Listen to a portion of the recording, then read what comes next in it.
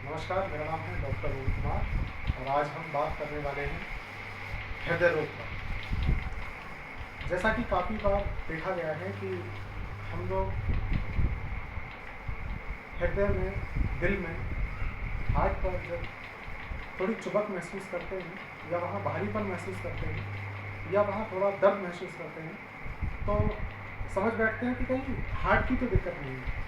समझना होगा आज हमें इस वीडियो में कि दर्द होना हार्ट की बाईं तरफ या चुभक होना हाथ के बाईं तरफ, ऐसा तो नहीं कहीं वह किसी और वजह से हो रहा हो। इन्हीं सब बातों को ध्यान में रखते हुए आज ये वीडियो बनाई गई है और हम पूरी कोशिश करेंगे कि आपको हार्ट के विषय में पूरी अच्छी जानकारी हो। तो आइए शुरू करते हैं इस वीडियो में कि मेरे पास एक बार एक पेशेंट का फोन आया। उन्होंने कहा, डॉक्टर साहब मुझे मेरे हाथ के बाईं तरफ हार्ट वाली जगह पे दर्द हो रहा है। मैंने उनसे पूछा कि आपकी उम्र कितनी है। उन्होंने उम्र बताई मुझे कि मेरी उम्र 42 साल है। अच्छा, मैंने उनका वज़न पूछा तो वज़न भी उन्होंने मुझे 58 किलो बताया। तो दोनों ही चीज़ें जब पूछने के बाद मैंने उनकी दिनचर्या पूछी कि आप कैसे रहते हैं, क्या काम करते हैं, तो उन्होंने मुझे अपने दिनचर्या के बारे में और अपने काम के बारे में बताया। तो मैंने उनके खान पान के बारे में जब पूछा कि आप पूरे दिन में क्या क्या चीज़ खाते पीते हैं, तो उन्होंने बताया कि अभी कुछ दिनों से मैं कुछ ठंडी ठंडी चीज़ें खा रहा हूँ। ठंडी चीज़ों में मैं जब पूछना चाहा तो उन्होंने बताया कि ठंडी चीज़ों में खीरा है, टमाटर और साथ में मूली की सलाद। देखिए, सलाद खाना बहुत अच्छी बात है। खाने के साथ फाइबर युक्त चीज़ों को आप खाएंगे तो खाना जल्दी से पाचन क्रिया में बदलेगा। वह फाइबर चीज़ जो जिस चीज़ में फाइबर्स हैं भरपूर मात्रा में, वह खाने को अच्छी तरह से ग्लाइकोजन करने में, पचाने में काम आती है। और मैं एक बात इस बीच में और भी ये कहना चाहूँगा कि भले ही आप खाने में रोटी कम खाएं, तो लेकिन अधिक से अधिक जितना हो सके उतना आप लोग फाइबर की चीज़ें ज़रूर खाएं। तो मैंने उनसे कहा कि आप मूली दिन में कितनी बार या कितने वक्त तक खाते हैं। तो उन्होंने कहा कि मैं अमूमन अभी तकरीबन 15 दिन से मूली की सलाद, टमाटर की सलाद और प्याज की सलाद ये शाम को खाना खाने से पहले मैं शुरू कर देता हूँ और ये करीब 15 दिन से मैं लगातार इस चीज़ को खा रहा हूँ। तो अब बात फिर ये आई कि हमने भी ये बात थोड़ी सी डीपली ली कि मूली खाने से, क्योंकि मूली बहुत अच्छा फाइबर का एक साधन है कि आप मूली अगर अपने खाने में खाते हैं तो वह आपके खाने को बहुत अच्छी तरीके से पचाने के काम।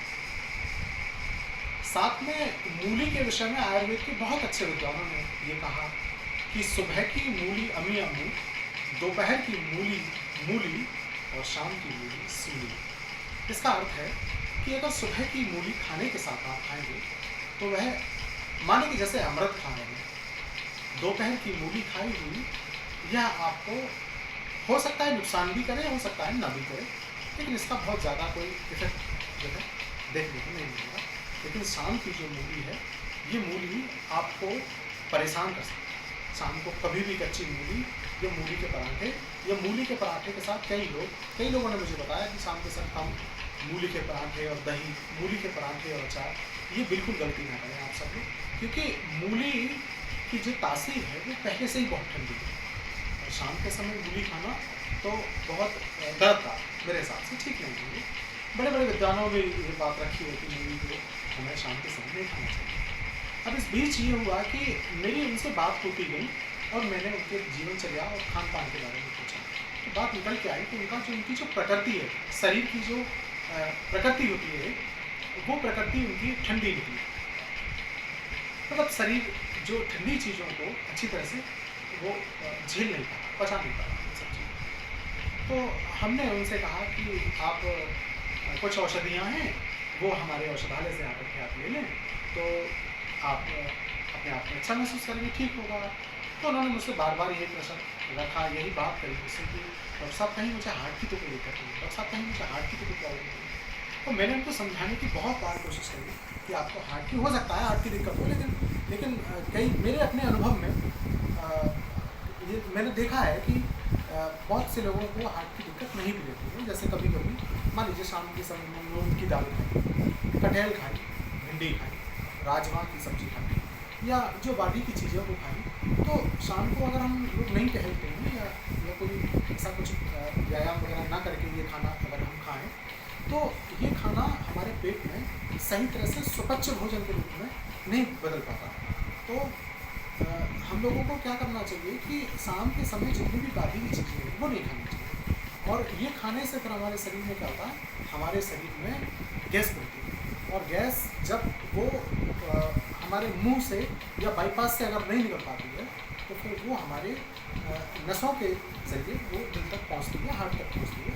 और कभी कभार देखा गया है कि वो जो दर्द महसूस हो रहा है आपको, भारीपन महसूस हो रहा है आपको, वो भारीपन, वो दर्द, वो चुपक आपके गैस बनने के कारण भी हो सकती है।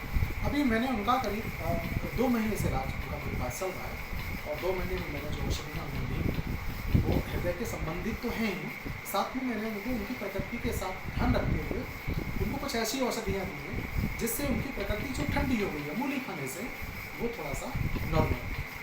तो मैं इस जानकारी को आप तक इसलिए भी पहुँचा रहा हूँ कि कोई भी दर्द जब भी आप महसूस करें अपने शरीर के उल्टे हाथ की तरफ, और उसमें ये बात भी ध्यान रखें आप कि अगर आपको आपकी छाती में जहाँ हृदय दर्द महसूस हो रहा है, अगर वहीं के बिल्कुल बैक साइड में आपको दर्द हो रहा है पीछे, तो यह 90% या मैं कहूँ कि 90% से भी ऊपर वो आपको दिल का दर्द या हृदय का दर्द नहीं है। ये देखा मैंने कि बहुत सारे जो मेरे पेशेंट हैं या मेरे से जो बात करते हैं, जो मेरे बहुत प्रिय हैं, तो वो मुझसे पूछते हैं बार बार कि डॉक्टर साहब एक बात बताइए कि हृदय का जो दर्द है उसे समझें कैसे हैं।